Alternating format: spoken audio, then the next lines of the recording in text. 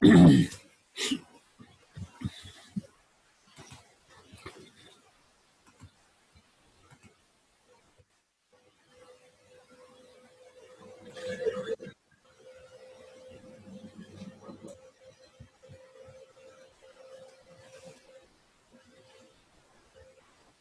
a revisar si esta cosa está funcionando.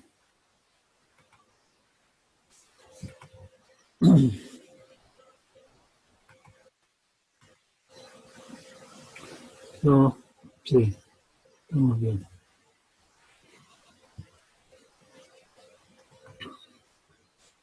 Bien, estábamos hablando de computabilidad y problemas que computadores no pueden resolver. Eh, Continuamos con eso entonces ahora. Nuestro primer eh,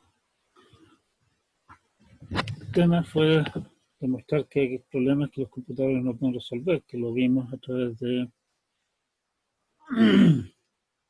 eh, nuestro detector de Holamundo, que nos dio la ingrata sorpresa de que hay problemas que un computador no puede resolver.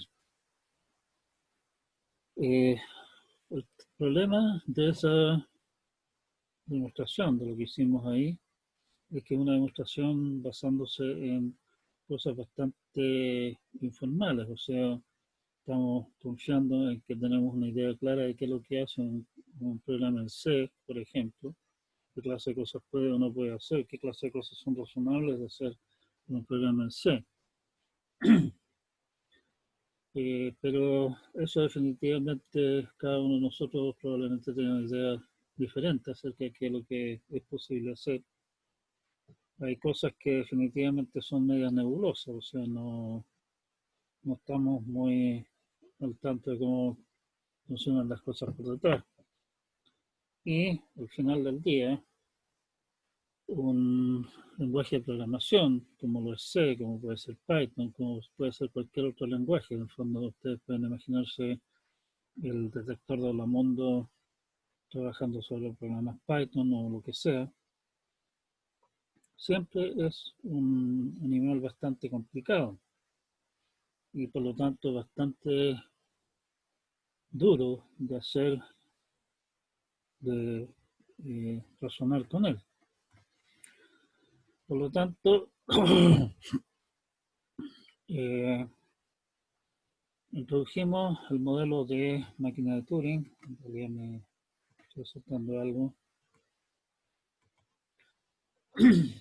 que es un modelo de autómata extremadamente sencillo. Como es extremadamente sencillo, es fácil convencerse de que no está haciendo brujería rara.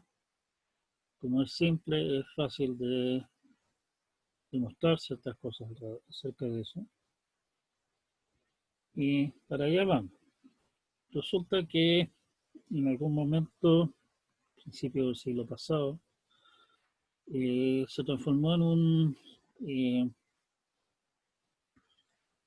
en un deporte común el inventar modelos de qué es lo que significa algoritmo, qué es lo que es computación, con la idea precisamente de tener algo lo suficientemente claro y ordenado sobre lo cual razonar.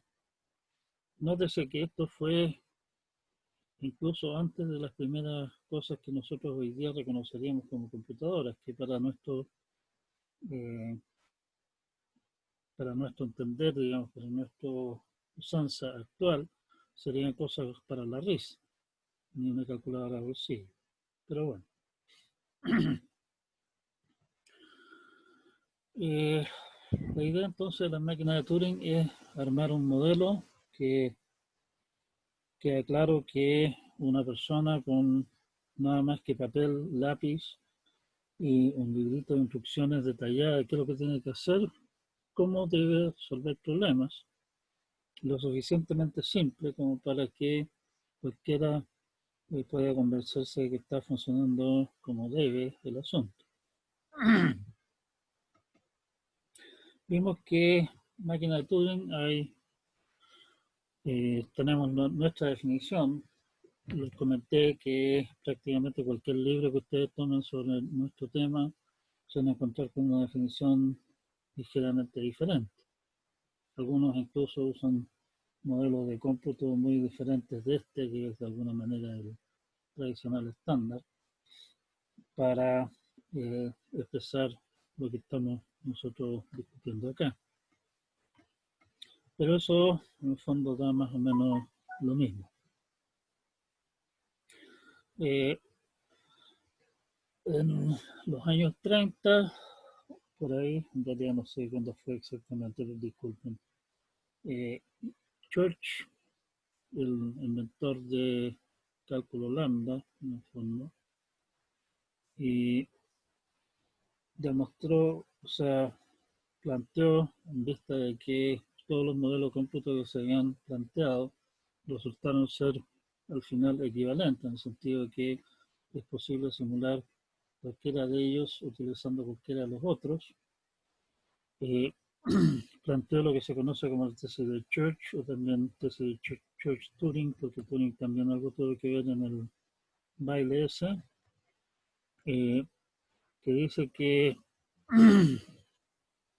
las máquinas de Turing o cualquiera de los otros modelos, ya que estamos en eso, captura nuestra idea intuitiva de qué es lo que significa hacer computación. En vista de eso, para nosotros, computación resulta ser equivalente a máquina de Turing. Una máquina de Turing lo puede hacer, estamos haciendo computación. Bien, una de las primeras cosas que discutimos en el apunte es el tema de alguna manera, modelos de máquina de Turing más elegantes que de alguna manera simplifican enormemente el poder resolver ciertos problemas reales con esa clase de cosas. Y precisamente lo que vamos a hacer es demostrar que esos modelos más elegantes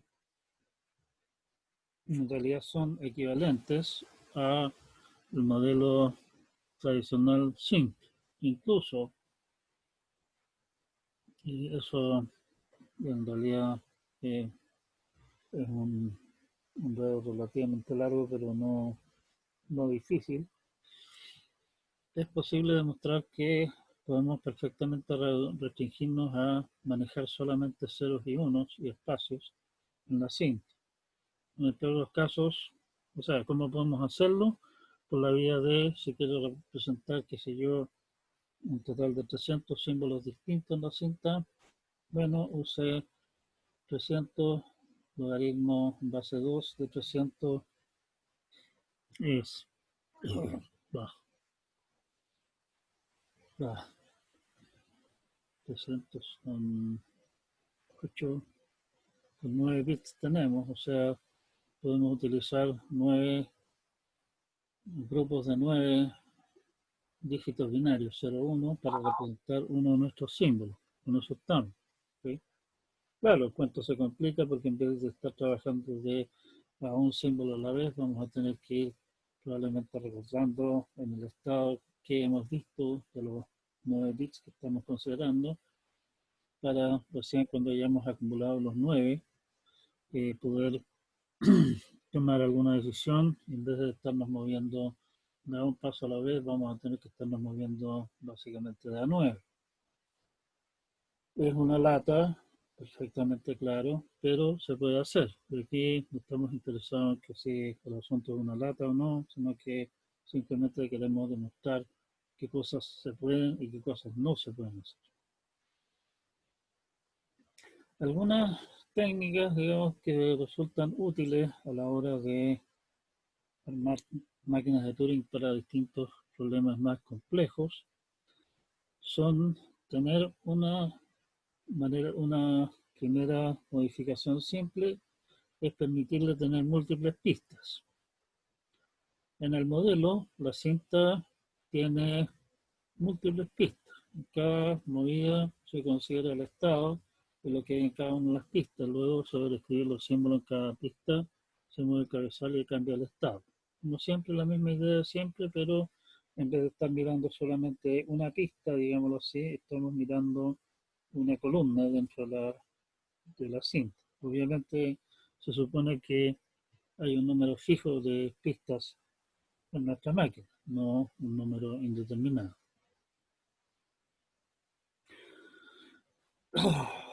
Como siempre, si queremos no cambiar lo que estamos viendo, simplemente lo borramos y escribimos lo mismo de nuevo. O sea, no, queda lo mismo en la cinta, así que no hay problema. Para simular esto, con una máquina de Turing tradicional, consideremos que gamma es un conjunto de objetos, corchete A1, A2 hasta A sub n, donde tenemos n pistas en este caso, y A1 hasta A sub n son los símbolos en cada una de las pistas, ¿sí? Entonces, lo que estamos haciendo es simplemente tomar como símbolo una columna, digamos así, dentro de la cinta. Un casillero de la cinta lo consideramos que corresponde a lo que está en esa posición en cada una de las pistas. Eso no es ninguna gran novedad, digamos. El punto interesante de esto es que podemos usar, por ejemplo, decir, oiga, ¿sabe qué más? La pista número 1 voy a tener los datos de entrada y voy a usar una pista adicional para poner ciertas marcas para decir, oiga, aquí este ya lo consideré o alguna cosa de esa clase.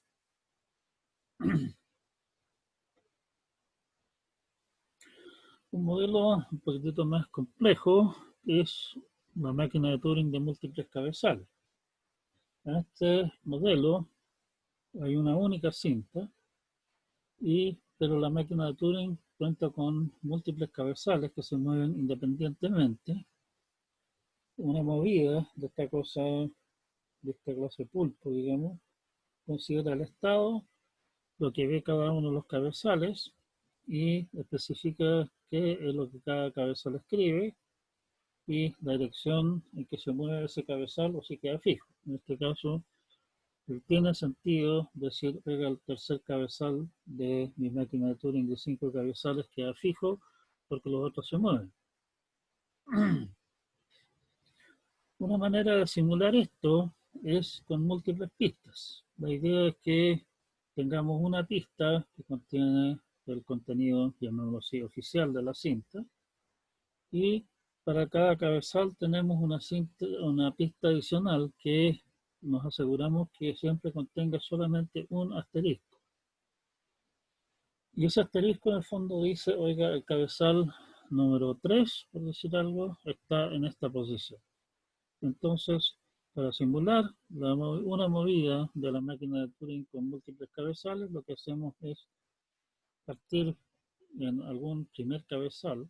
Vamos a tener que asegurarnos de tener claro cómo detectar eso de alguna manera.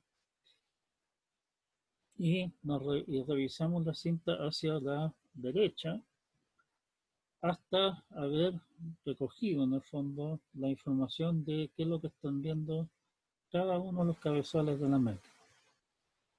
Una vez que hayamos hecho eso, nos devolvemos al primer cabezal. Es cosa de, en el fondo, contar cuántos asteriscos estaba viendo en las cintas, ¿cierto? Y una vez que llegue al primer cabezal, puedo empezar entonces a simular las movidas de cada uno de los cabezales. O sea, llegué al primer cabezal, este es el cabezal número 4. El cabezal número 4, la movida especifica de que tenemos que sobreescribirlo con este otro símbolo y mover el cabezal hacia la izquierda. Bueno, hacemos eso, en el fondo sobreescribimos ese punto y movemos el asterisco, una posición de la izquierda en este caso, y así vamos procesando todos los cabezales de la máquina hasta llegar al final, al último, terminamos de procesar ese, registramos que la máquina de Turing múltiple cabezal que estamos simulando cambió de estado y nos vamos de vuelta al primer cabezal en la cinta para volver a comenzar el ciclo nuevamente. ¿Sí? No hay gran ciencia en esto, que no es un modelo muy lógico que digamos de repente, pero bueno, no sé. Obviamente aquí estamos dejando varias cosas en el tintero, por ejemplo, ¿qué pasa si es que tenemos dos cabezales en la misma posición y a los dos se les ocurre escribir cosas distintas? Tendremos que resolver esa clase de empate de alguna manera, pero no nos vamos a detener en ese punto porque realmente nosotros vamos hacia eh, cosas mayores. El siguiente paso es considerar máquinas de Turing de múltiples cintas, que ese de alguna manera es el modelo más simple de usar a la hora de tratar de programar algo. La idea es nuevamente, hay un único control finito que controla la operación de múltiples cabezales, cada uno con su propia cinta. Igual que antes, las cintas tienen un principio, pero no un final. Las cintas pueden contener símbolos de algún alfabeto. En realidad, si queremos ponernos exquisitos, podríamos incluso decir que el alfabeto es distinto para cada cinta, pero eso ya entrar a complicarse la existencia en forma innecesaria. Y cada uno de esos cabezales también, igual que en el caso de la máquina de Turing de múltiples cabezales, se mueve en forma independiente o queda detenida. Esto se puede simular por la vía de una máquina de Turing de múltiples pistas. Tenemos dos pistas por cinta. Básicamente una de las pistas contiene el contenido de la cinta y la otra contiene una marca que dice dónde estamos en esa cinta. El resto del show es más o menos igual como lo que habíamos discutido antes. Bien, y con eso estamos. O sea, tenemos entonces un modelo de máquinas que es bastante más agradable de programar, si ustedes lo quieren ver de esa manera, que la máquina de Turing tradicional. Podemos suponer que nuestra máquina de Turing tiene un cierto número fijo de cintas disponibles y nuestra movida entonces considera el contenido de lo que está viendo en cada cinta y la movida entonces dice también, oiga, en la cinta tanto, sobreescriba y muévase hacia la derecha, la izquierda o quédese quieto. ¿Sí?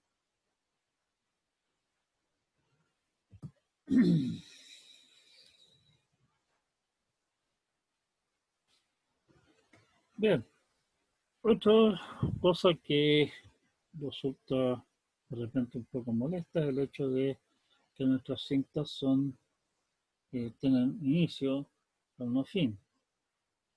Algunos consideran modelos en los cuales las máquinas de Turing tienen cintas infinitas en ambas direcciones, o sea, pueden caminar hacia la izquierda o hacia la derecha, todo lo que estimen conveniente. Podemos simular esa situación con nuestro esquema por la vía de una máquina de Turing tradicional con dos pistas. Una pista contiene la cinta, digamos, del comienzo hacia la derecha. La segunda cinta contiene el contenido de la cinta del comienzo, pero hacia la izquierda. Y básicamente lo que hacemos es, cuando llegamos al principio, le ponemos alguna clase de marca para no perdernos aquí llegamos al principio.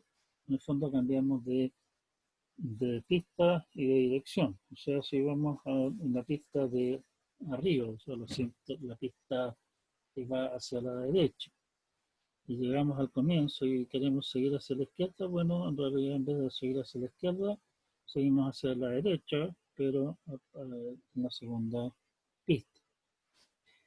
Así estamos listos. Siguiente paso, para llevarlo más a cosas que ustedes crean. Me imagino que todos ustedes conocen, razonablemente tienen alguna idea de cómo funciona un procesador de un computador normal.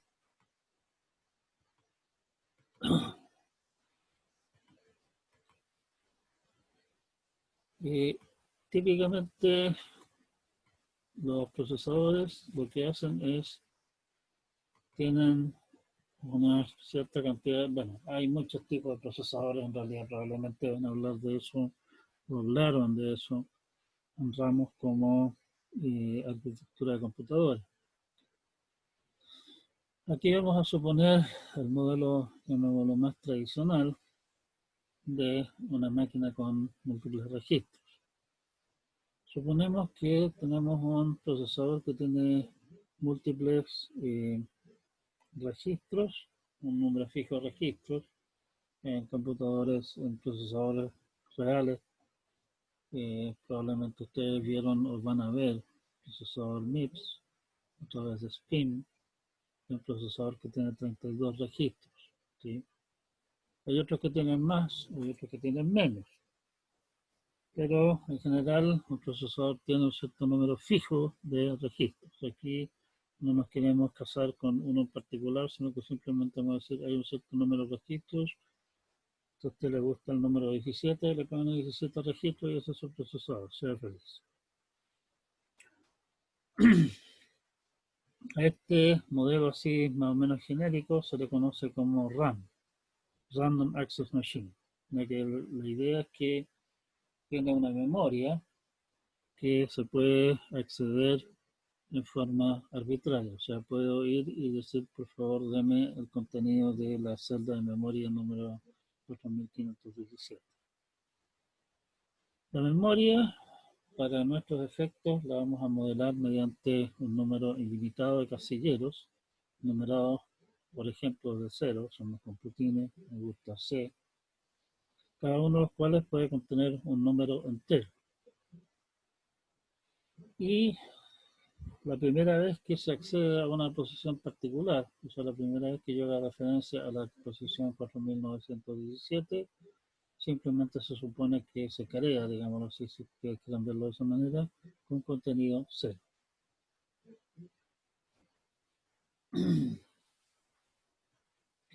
Y vamos a suponer que hay una cierta cantidad de casilleros que se usan, que están llenos con datos inicialmente cuando empieza a ejecutarse el programa, que son los datos de entrada de nuestro programa. Y vamos a designar algún casillero, posiblemente un registro, como decir, mire, cuando el programa se detenga, el contenido de la posición de memoria tanto, o el registro tanto, ahí pueden decidir ustedes qué es lo que prefieren, me dice qué es lo que, cuál es el resultado, digamos, de la computación.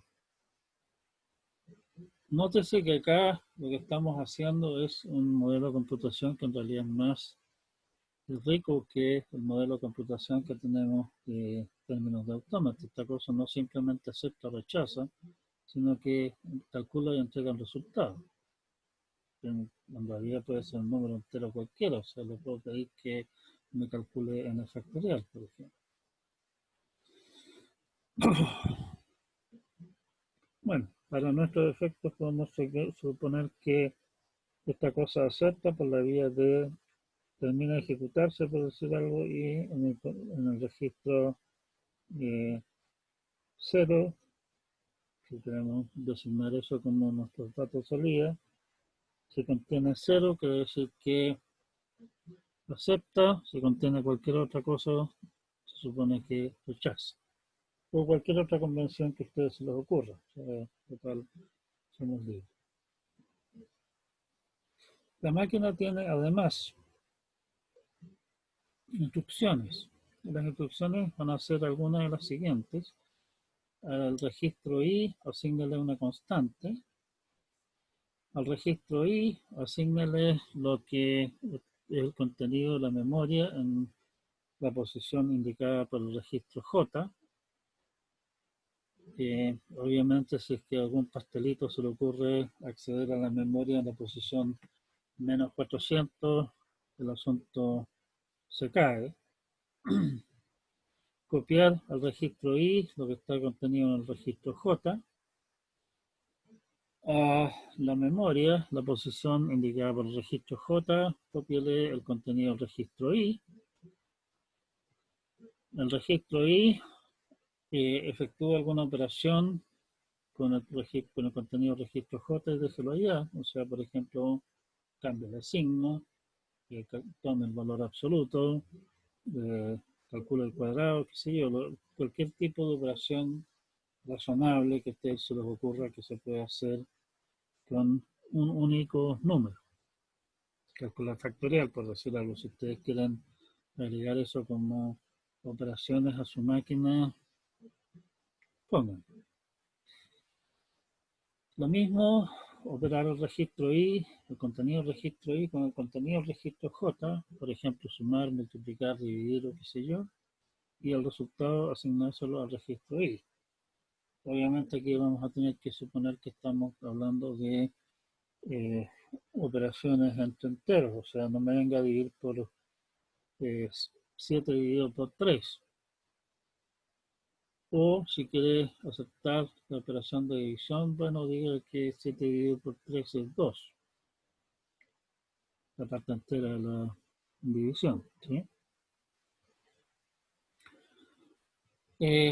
Para completar el cuento, vamos a tener una operación que diga vaya a la posición tanto, o sea, eh, la ejecución de las instrucciones típicamente es una después de la otra, salvo que se diga lo contrario. Y una manera de decir lo contrario es decir, una vez que llegue a esta posición, por favor, siga ejecutando el código que aparece en la posición tal otra.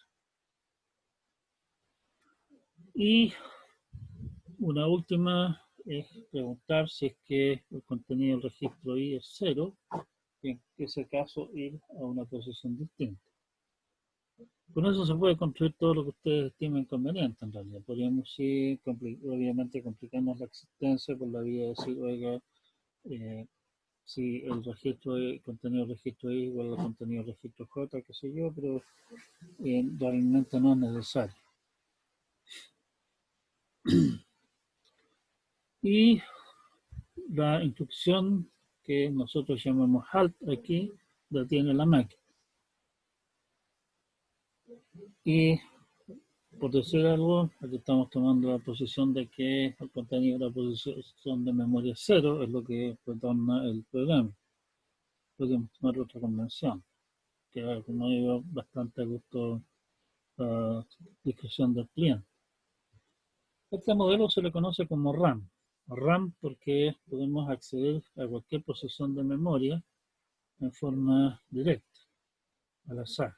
Se puede pedir contenido de la dirección de memoria 1000 y después el contenido de la dirección de memoria 2 y después el contenido de la memoria 4017.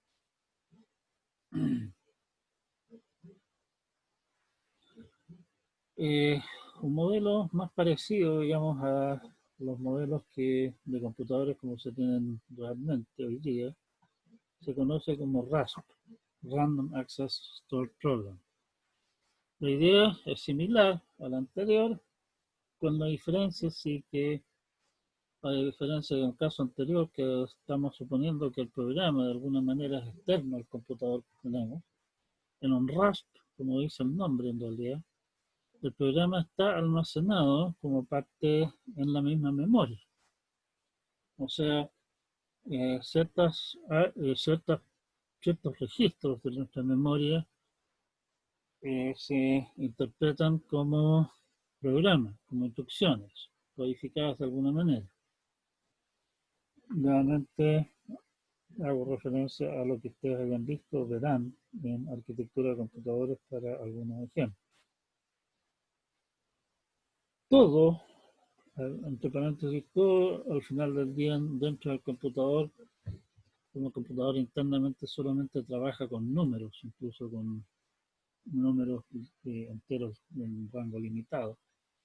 todo dentro del computador, instrucciones, gráficos, sonidos, lo que ustedes pidan, está todo siempre representado mediante números. Así que esto no es una cosa tan demasiado traída a las mechas. En el caso de RAS, entonces básicamente vamos a decir, oiga, por ejemplo, el programa comienza en la posición 0 de la memoria.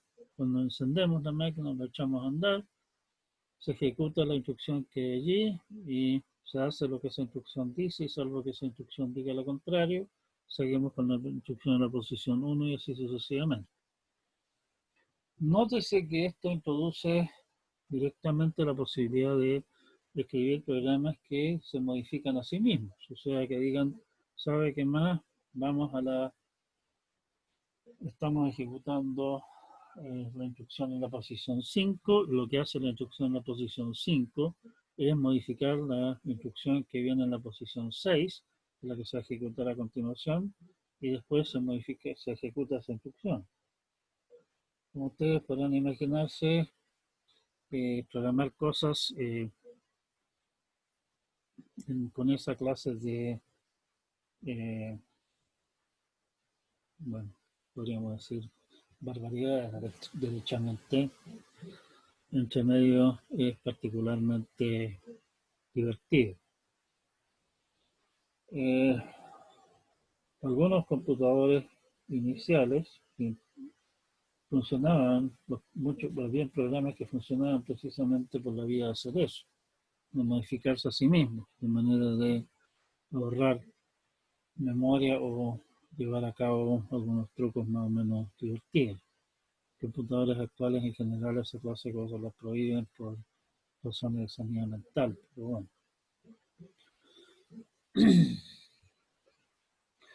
Nótese que con un RASP yo puedo perfectamente, y es bastante razonable, los programas son simplemente secuencias de números, por lo tanto en un RASP es bastante razonable pensar en que tengo un programa que crea otro programa en memoria o lo modifica. ¿Sí? Que en realidad eso es bastante más parecido al modelo de computador que realmente estamos usando nosotros hoy día, en el cual, como ustedes bien saben, los programas para ejecutarse se cargan en memoria y de allí se ejecutan y de esa manera trabaja el computador. Y eso hace precisamente que nuestros computadores sean tan versátiles. O sea, yo puedo usar este computador que tengo aquí para como procesador de texto, lo puedo usar con un sistema de álgebra simbólica para resolver ecuaciones, por ejemplo, calcular integrales, lo puedo usar con algún programa gráfico para hacer dibujos, lo estoy usando en este momento como una herramienta de comunicación,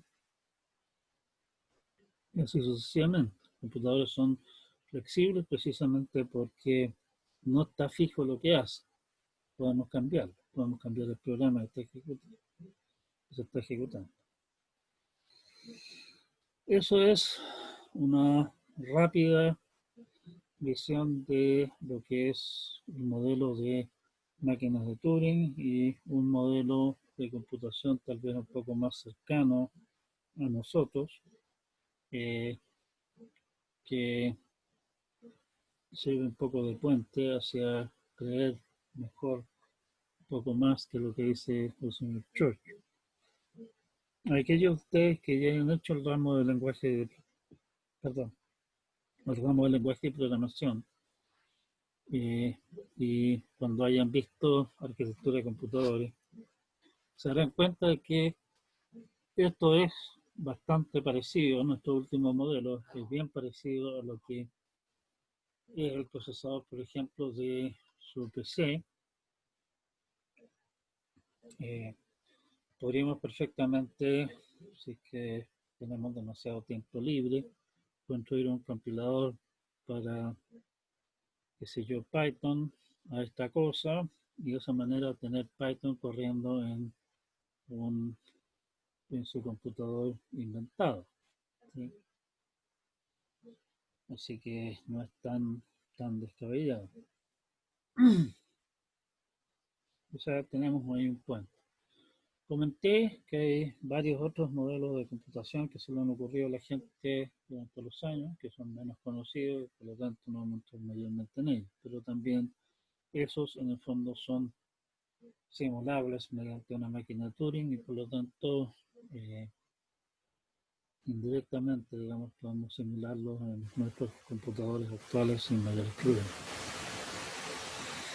Con eso cerramos nuestro capítulo, digamos, de computabilidad inicial. En realidad, lo que tengo planeado con este capítulo es dividirlo, pero bueno, eso es para otro semestre. ¿Dudas o consultas? ¿Algún comentario? Algo que valga la pena recalcar de acá. Algo que no quede claro. Insisto, el tema de qué es lo que es computable, qué es lo que no, es un tema, el segundo tema, digámoslo así, del ramo, uno de los platos fuertes, y es realmente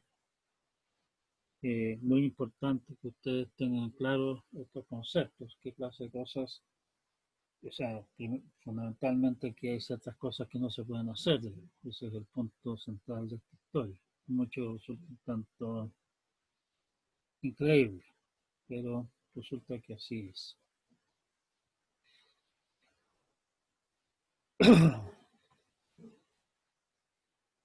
Bien, si no hay más, si no hay consultas, no hay comentarios, vamos a nuestro tema siguiente, que es indecibilidad. Eh, hablamos de máquinas de Turing y nuestro problema del Holamundo, en el fondo demostró que cualquier cosa, no cualquier cosa en realidad, pero de ciertas cosas que son capaces de simularse a sí mismas, nos meten en el problema de que hay cosas que no pueden resolverse. Bueno, para poder seguir adelante con lo que estamos hablando, en realidad lo que vamos a hacer va a ser primeramente armar una máquina de Turing universal, a la que vamos a llamar U, universal en el sentido de que es una máquina de Turing a la cual yo le doy como datos una máquina de Turing y los datos de entrada de esa máquina de Turing y me dice si esa máquina de Turing simulada acepta o no la palabra que le dimos como entrada. Para poder hacer eso, para llevarlo a cabo, tendremos que representar una máquina de Turing de alguna manera, o sea, de alguna forma codificarla. Y para no estar adivinando, inventando cosas irreales, tenemos que ver de simular, de representar una máquina de Turing cualquiera, que puede tener tal vez incluso miles o millones de estados, mediante un alfabeto fijo. Y lo mismo, los datos de entrada a la máquina de Turing, tenemos que simularlo, tenemos que representarlo mediante un alfabeto fijo.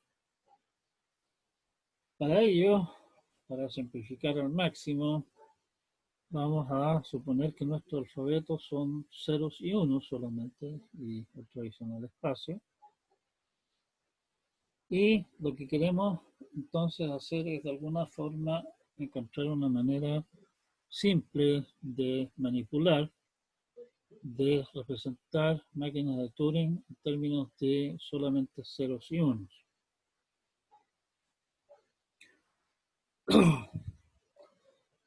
Supongamos que nos dan una máquina de Turing cualquiera. Hay algunas observaciones que podemos hacer que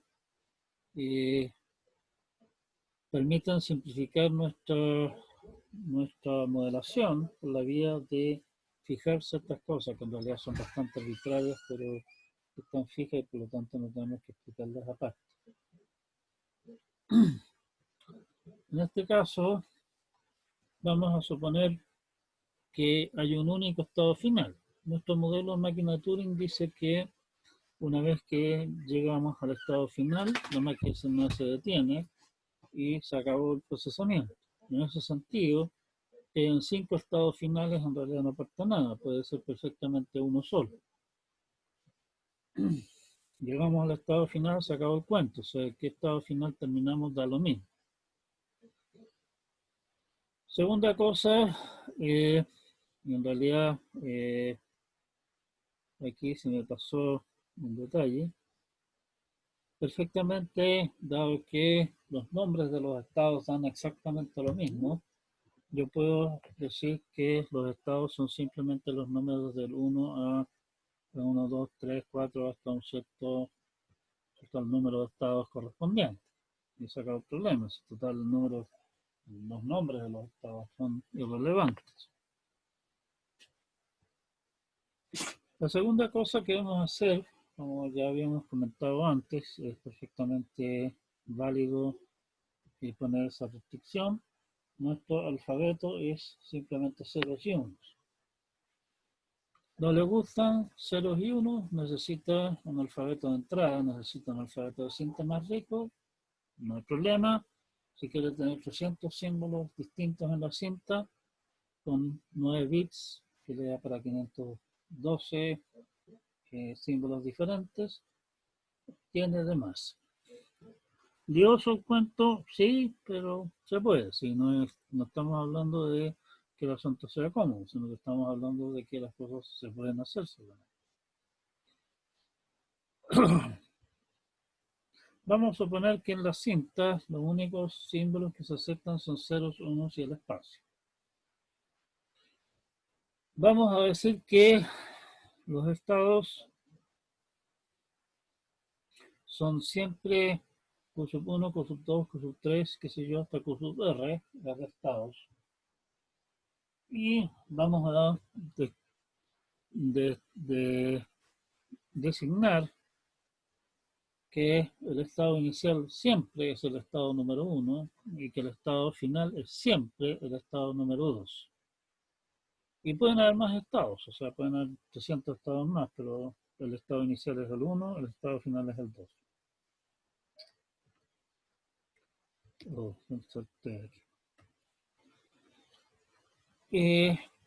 Los símbolos en gamma los podemos numerar. Al 0 lo numeramos 1, al 1 lo numeramos 2 y el blanco lo numeramos como símbolo número 3. Queremos todas las cosas que estamos manejando, reducirlas a números que van del 1 a cierto rango. Para efectos de representar direcciones, también en forma bastante arbitraria, podemos decir que la dirección moverse hacia la izquierda, la dirección número 1, la dirección número 2 es la dirección de moverse hacia la derecha. Entonces, el siguiente paso es, si tenemos la función delta, me dice que la función delta, estando en el estado Q y leyendo el símbolo A en la cinta, tenemos movidas posibles de ir al estado T1, sobreescribiendo con A1, moviéndonos en la dirección 1, ir al estado P2, sobreescribiendo con A2, moviendo en la dirección B2, y así sucesivamente todas las posibilidades que hay.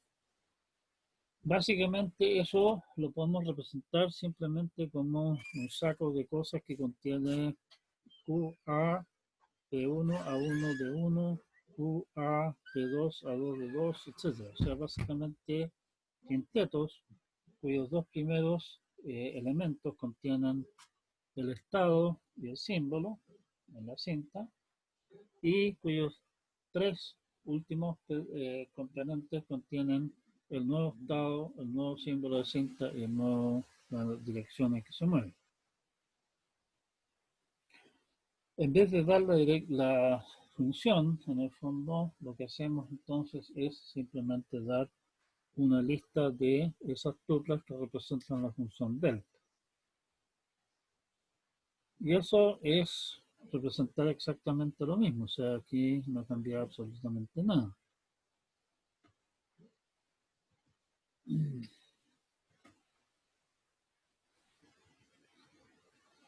Ahora bien, tenemos entonces un montón de quintetos. Q, A, P1, A1, o sea, Q, A, PI, AI, DI.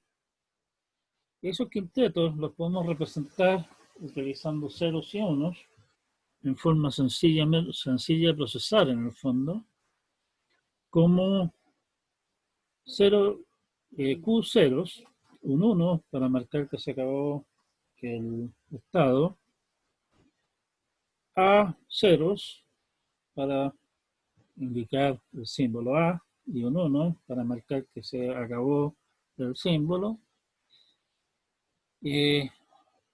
0, PI ceros, un 1, AI ceros, un 1 y DI ceros. O sea, tenemos una secuencia de ceros, 1 más ceros separados por unos. Que 5 de esas cosas, digamos que básicamente cada una de esas piezas nos representa una parte del quinteto que está representando esa movida. Para representar entonces el autómata completo, lo que hacemos es listar los quintetos de todas las movidas posibles, y para marcar dónde se acaba una movida, bueno, marcamos con 1, 1. ¿Sí? Con eso, básicamente lo que tengo es que la máquina de Turing queda representada por una secuencia de ceros y unos, que tiene un formato bien particular en realidad, pero es una secuencia de ceros y unos bastante particular, bastante, o sea, común y corriente.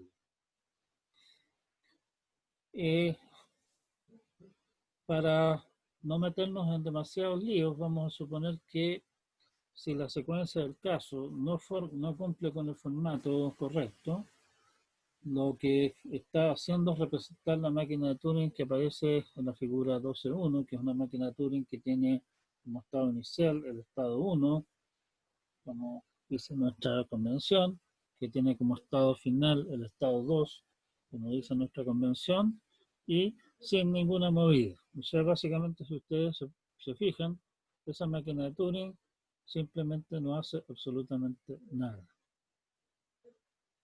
¿Sí? Siempre se detiene, nunca acepta.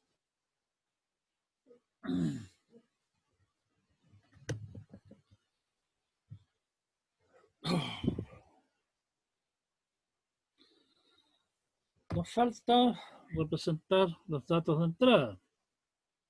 Supongamos que tenemos, bueno, los datos de entrada ya habíamos dicho que podemos representarlos siempre a través de secuencias de ceros y unos. Cualquier cosa que nos tiren siempre vamos a poder representar contenido de la cinta en términos de ceros y unos, así que estamos listos con eso. Y estamos. Ahora bien, con esto tengo entonces que mi máquina de Turing queda representada mediante una secuencia de ceros y unos, una palabra sobre ese juego. Nuestros datos de entrada quedan también representados mediante una secuencia de ceros y unos. Nuestro siguiente paso de interés es llevar esto, estamos hablando de palabras sobre el alfabeto binario, nos interesa llevarlo a algo un poquitito más agarrable, o sea, llevarlo a números naturales. Lo que podemos hacer es numerar los elementos de 0, 1 asterisco en lo que se llama el orden lexicográfico, o sea, básicamente el orden del diccionario. Diccionario bastante simple en este caso, pero bueno. A la palabra epsilon le asignamos el número 1. A la palabra 0 le asignamos el número 2. A la palabra 1 le asignamos el número 3. A la palabra 00, en orden lexicográfico, es lo que viene después de 1, le asignamos el 4. Al 01 el 5, a 10 el 6, al 11 el 7 y así sucesivamente. Eso es una biyección entre los números naturales y signo asterisco, donde el signo asterisco es 01 asterisco, ¿cierto? En el fondo corresponde a lo que diríamos si tomamos un 1, le colgamos la palabra del caso a la cola y interpretamos el resultado como un número en binario. Nos interesa entonces representar, como decíamos, para efectos de poder armar nuestra máquina de Turing universal, capaz de simular cualquier máquina de Turing con cualquier dato de entrada. Y queremos representar de alguna manera, en términos de una palabra binaria, que es lo que estamos hablando nosotros acá, la combinación, una máquina de Turing cualquiera, tenemos cómo representarla, que es lo que hemos discutido antes, y su cinta, sus datos de entrada. Una opción bastante simple es, si ustedes se fijan, nuestra codificación de máquinas de Turing en ninguna parte aparecen 3 unos seguidos. Por lo tanto, podemos decretar de que máquina de Turing sigma queda representado por codificación de máquina de Turing, como antes, seguida por 3 unos, con lo cual queda claro que, oiga, cuando nos encontramos con los primeros 3 unos, lo que viene antes de eso es la máquina de Turing, lo que viene después son los datos de entrada y después los datos de entrada. Y estamos. Entonces tenemos que la combinación máquina de Turing, datos de entrada, queda codificada por una palabra en binario. O sea, por una palabra sobre ceros y unos, perdón, no en binario, no es lo mismo. Y podemos entonces imaginarnos que, si es que ustedes no me creen, quedan con la tarea de armarla ustedes para convencerse que funciona, armar una máquina de Turing que hace lo siguiente. Les toma estos datos que corresponden a una máquina de Turing y sus datos de entrada, copian la máquina de Turing a una nueva cinta. Estamos utilizando máquina de Turing multicinta para simplificarnos la existencia. O, bueno, en realidad más bien, copia, va al principio, avanza, digamos, hasta los primeros 3 unos que hay en la cinta. Si que no hay 3 unos, se detiene y rechaza. Lo que viene después de los primeros 3 unos que vienen en la cinta, los copia a otra cinta nueva. Y esa cinta nueva en el fondo va a ser nuestra cinta de trabajo. Y enseguida se devuelve al comienzo de nuestra hermosa representación de la máquina de Turing. O sea, la cinta original, la que venían los datos de entrada, la vamos a usar como cinta, digamos, de memoria de cuál es la máquina de Turing que estamos simulando. No deterministamente, dentro de esa cinta busca un quinteto que comienza con el estado número 1 y el primer símbolo, el 0, el 1, que aparece al principio de la cinta de entrada simulada, digamos.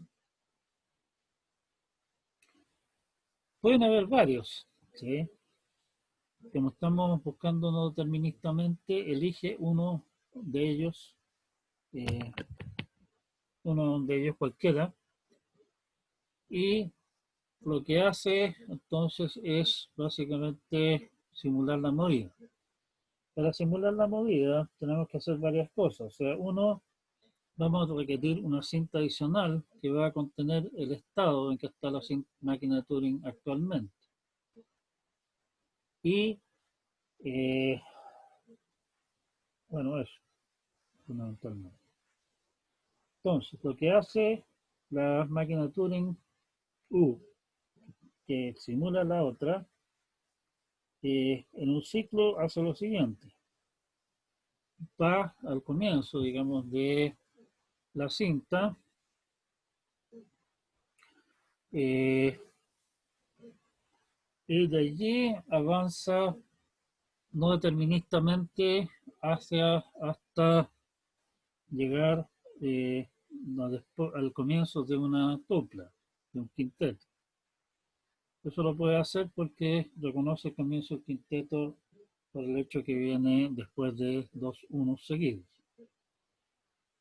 Avanza a través del quinteto y la cinta que contiene el estado de la máquina de Turing, básicamente verificando de que el estado corresponde con el estado en que está la máquina de Turing actual. O sea, es una movida que corresponde al estado que estamos simulando. Enseguida, lee de la tupla el símbolo que esa tupla considera que van a ser 0, que va a ser 1, 2 o 3 ceros, que corresponden, como habíamos dicho, a símbolo 0, símbolo 1 o símbolo espacio, y ve si lo que está viendo en la cinta de trabajo, donde habíamos copiado los datos de entrada, lo que el cabezal que está ahí está viendo eso. Si coincide, quiere decir que este quinteto que elegimos corresponde realmente a un quinteto que podría ser aplicable en esta situación. Vamos entonces. Siguiente paso del quinteto nos dice el nuevo estado. Es cosa de tomar eso y copiarlo en la cinta que registra el estado. Dice el nuevo símbolo con el que debemos sobreescribir el símbolo donde estamos. Es cosa de incluir al cabezal correspondiente que haga ese cambio y estamos. Y enseguida nos dice en qué dirección tiene que moverse el cabezal de la máquina de Turing simulada. Bueno, es cosa de mover el cabezal correspondiente a la cinta de trabajo a la derecha o a la izquierda, como corresponda. Y finalmente lo que tenemos que hacer es simplemente volver al comienzo de la cinta original, que en realidad para nuestro efecto en estos momentos contiene simplemente la máquina de Turing que estamos simulando,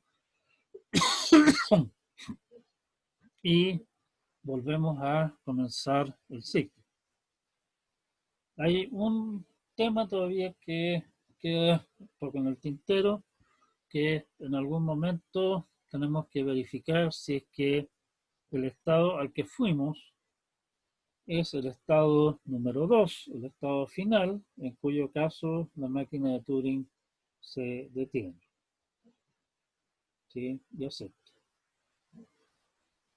Obviamente nuestra máquina de Turing simulada puede detenerse básicamente por la situación en que, oiga, para este estado y este símbolo no hay movidas posibles.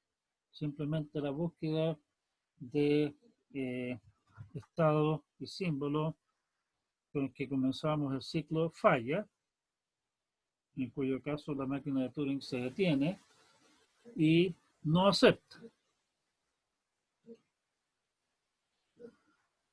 Si es que nuestra máquina de Turing simulada, como es tradicional, se le ocurre salirse de la cinta de datos donde tenemos copiada la entrada, se cae por la izquierda, bueno, como siempre, eso significa que la máquina de Turing se traba porque ya se salió de la cinta y rechaza. ¿Sí?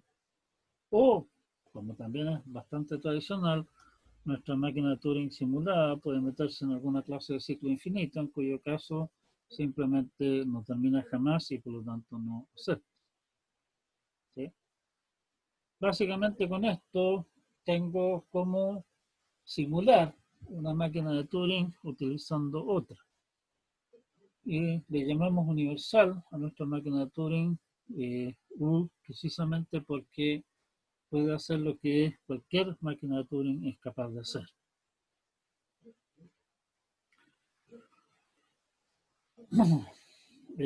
Por favor, revisen lo que estamos hablando acá. Esto no es particularmente difícil y complicado, pero sí tiene profundas implicancias, digamos. Y para no encontrarnos después con que algunas de las cosas que discutamos no me la crean porque no quedaron convencidos de que esta idea de lo que estamos planteando acá, hacer, se puede realmente hacer. Para no entrar en esa clase de problemas, por favor, revisen bien estas cosas y convénzanse de que lo que estamos hablando no es cosas descabelladas, no es ciencia ficción. ¿Sí? Bien. Entonces, tenemos una máquina de Turing capaz de simular cualquier máquina de Turing con los datos de entrada que ustedes estimen convenientes. Y va a aceptar exactamente si la máquina de Turing simulada acepta y va a rechazar en caso contrario.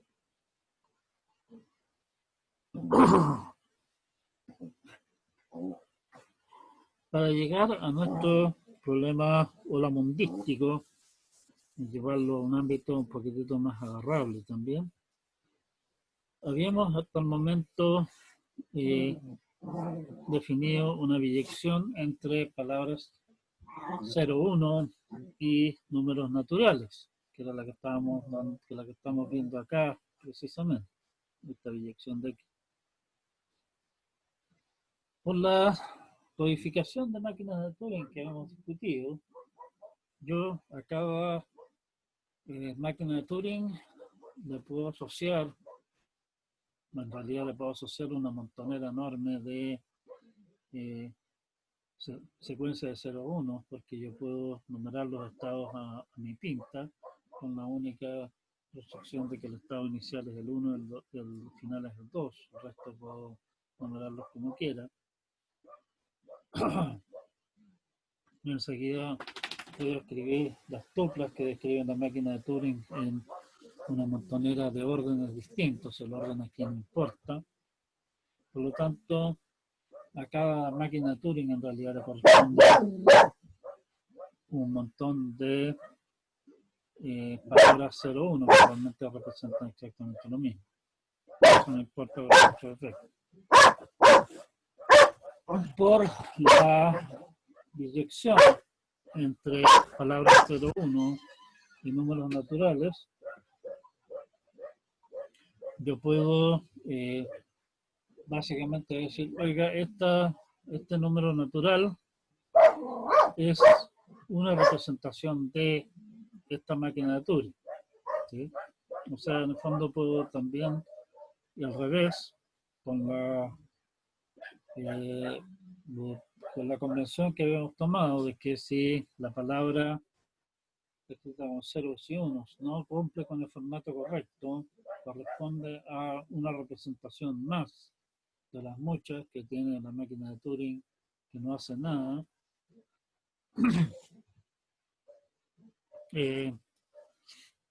Tengo entonces una manera de decir, esta máquina de Turing corresponde al número tanto, el número tanto corresponde a esta máquina de Turing.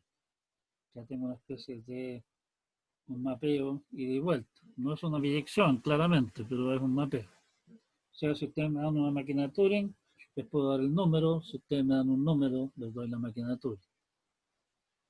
Entonces yo puedo hablar libremente de la máquina de Turing número 17, por decir algo, o 1548, lo que sea. está claro, sí, con nuestra codificación que cualquier máquina de Turing que haga alguna cosa medianamente interesante va a tener unos números horrendamente grandes, pero bueno, no importa. ¿Sí? Lo mismo puedo hacer con los datos de entrada. O sea, puedo tomar datos de entrada cualquiera y decir, estos son los datos de entrada número 8548.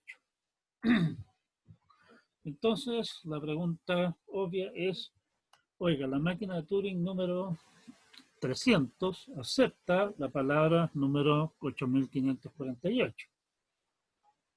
Y eso nos define, lo podemos mostrar en términos de una matriz, como aparece aquí en la figura cuadro 12.1. Máquina de Turing 1, 2, 3, 5, lo que ustedes quieran. Palabra de entrada 1, 2, 3, 4, 5, lo que ustedes quieran. Y para cada combinación de esa matriz infinita, en el fondo, decir, oiga, la máquina de Turing número 1 acepta o no la palabra número 1. La máquina de Turing número 1 acepta o no la palabra número 5. La máquina de Turing número 5 acepta o no la palabra número 4, y así sucesivamente. Nuestro interés ahora es fijarnos en la diagonal, que básicamente dice la máquina de Turing número I acepta o no la palabra número I. Eso está perfectamente determinado, ¿cierto? La máquina de Turing número I acepta o no acepta la palabra número I. No hay terceras posibilidades acá. Vamos a definir entonces el lenguaje diagonal como el lenguaje de aquellos sigma tales que en la diagonal aparece un falso, o sea, la máquina de Turing número I, si no acepta la palabra número I, decimos que sigma sub I pertenece al lenguaje LD. Nuestra pregunta entonces ahora es, ¿habrá una máquina de Turing que acepta LD? Y la demostración, que en el fondo está, si ustedes se fijan, veanla bien, entiéndanla, es exactamente lo mismo que nosotros hicimos con al demostrar que Holomundo no tiene caso. La demostración es por contradicción. Supongamos que una máquina de Turing M cualquiera acepta LD. Bueno, pero eso significa que M es M sub I para algún I. Tiene alguna numeración esa máquina de Turing. Con lo que M sub I acepta sigma sub I. Pero eso es que I no pertenece a lenguaje diagonal. Eso es una contradicción. La única suposición que hemos hecho es que hay una máquina de Turing que acepta LD. Y acabamos de llegar a la conclusión de que si lo acepta, entonces no lo acepta. Hay algo que anda mal. Por lo tanto, nuestra suposición de que hay una máquina de Turing que acepta LD tiene que ser falsa. En realidad aquí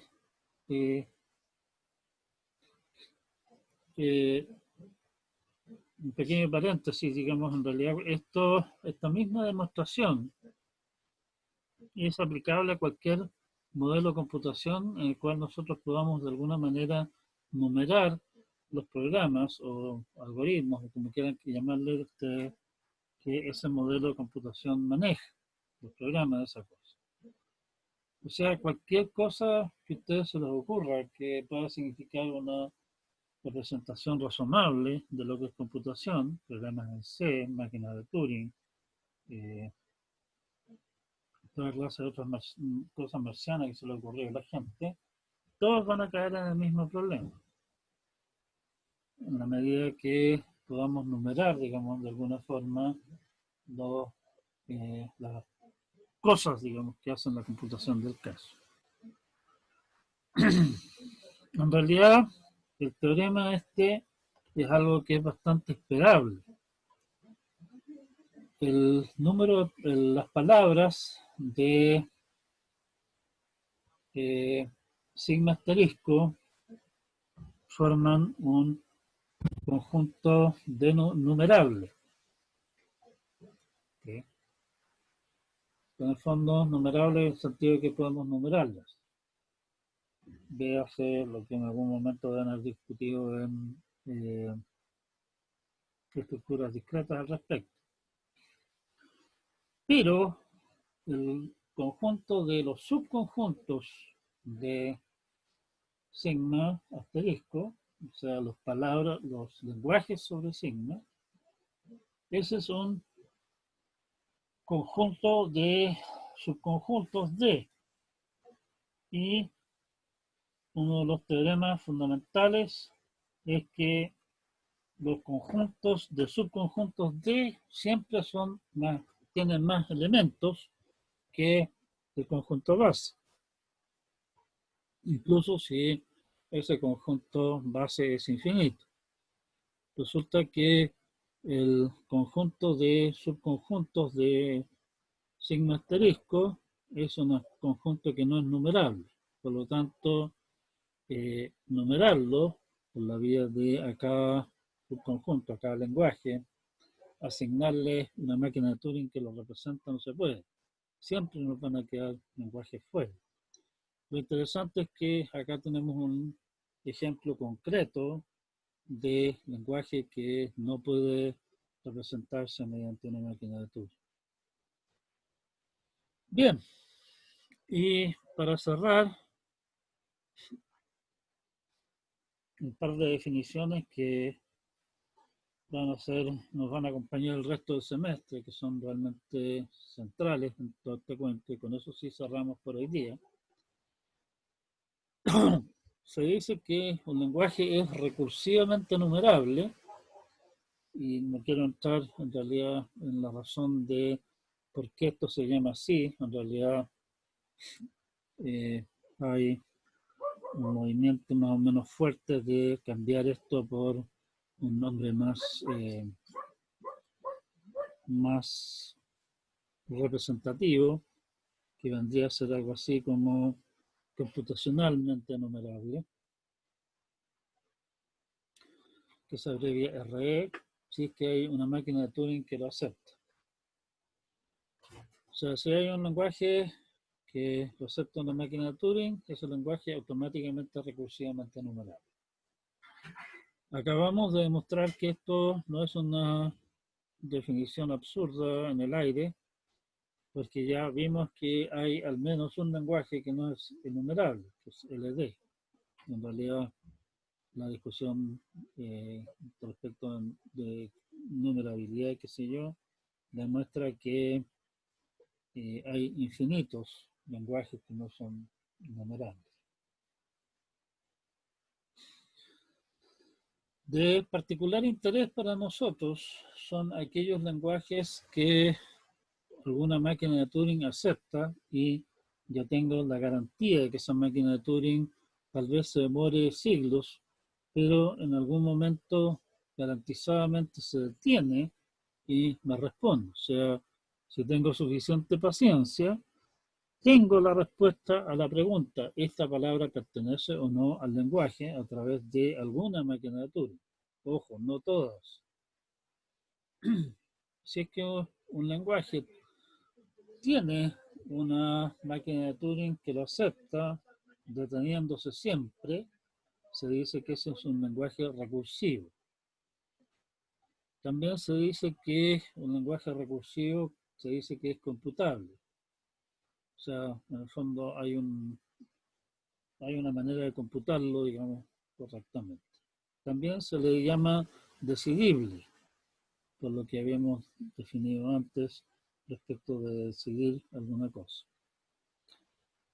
Se dice en ese sentido que una máquina de Turing acepta un lenguaje si es que, bueno, lo acepta, Y se dice que una máquina de Turing decide un lenguaje si es que cualquier palabra sobre el alfabeto del caso que le tiremos a la máquina de Turing, garantizadamente, en un plazo finito, se detiene y me responde pertenece o me responde no pertenece.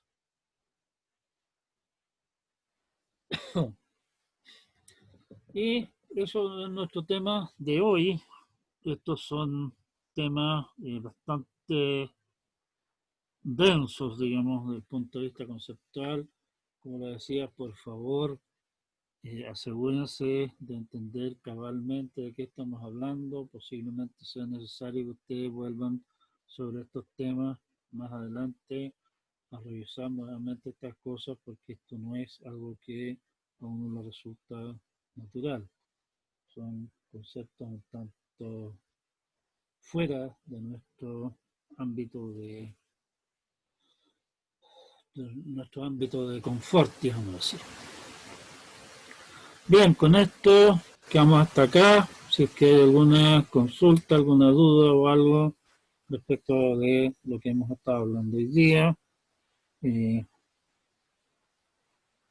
ahora es el momento de plantearlo o plantearlo en la próxima clase o en realidad, como digo, esto es tema que nos va a acompañar el resto del semestre. Revísenlo con calma, quedando bien y asegúrense de entenderlo. Si hay problemas, vamos hasta el Moodle o la posibilidad de consultar alguna clase futura. Dudas, consultas, comentarios, algo que aportar aún. Se me pasó completamente a habilitar el chat. Revisar el chat.